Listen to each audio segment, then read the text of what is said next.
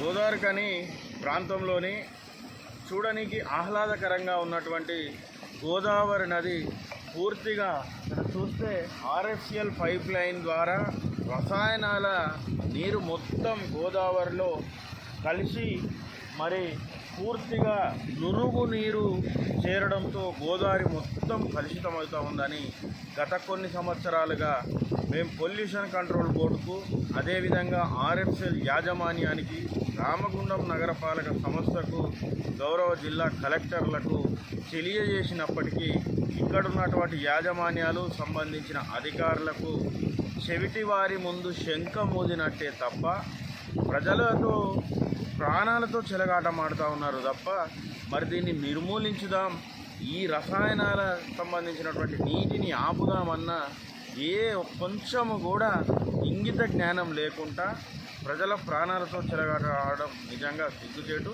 ఈ నీరు మొత్తం కలుషితమయ్యి ఇక్కడ ఉన్నటువంటి గోదావరిలోకి ప్రవేశించి మరి ఈ కార్పొరేషన్లో దాదాపు 70,000కు పైగా గృహాలు ఉన్నప్పటికీ మరి ఆ నీరు మొత్తం సరఫరా అవుతూ ఉంటే ఆసుపత్రుల పాలై అనేకమైనటువంటి రోగాల బారిన పడుతూ ఉన్నారు. రేపు 2 నెలలలో మరి సమ్మక్క సారలమ్మ జాతర ఉంది. మినీ మేడారంగా పిలిచే అటువంటి గోదావరికనిలో మరి సమ్మక్క సారలమ్మ జాతరకు లక్షలాది మంది భక్తులు ఇతర జిల్లాలు ఇతర రాష్ట్రాల నుంచి చేరుకుంటూ ఉన్నారు.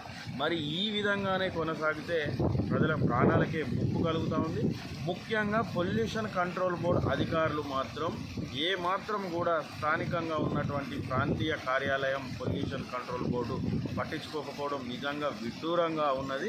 గతంలో Telangana state pollution control board కార్యాలయం సంబంధించినటువంటి అధికార యంత్రాంగానికి మేము విన్నవిస్తే వారు స్వయంగా ఇక్కడికి వచ్చి ఆర్ఎఫ్సిఎల్ యాజమాన్యానికి సంవత్సరం గడువు ఇచ్చి మన సంవత్సరంలోపు తీయకపోతే మరి పెద్ద ఎత్తున మీపై చర్యలు తీసుకుంటారని చెప్పి సంవత్సర కాలం దాటినా కానీ యథావిధిగా యథేచ్ఛగా మరి రసాయనాల నీరు కరవడం ఎంతవరకు సమంజసము?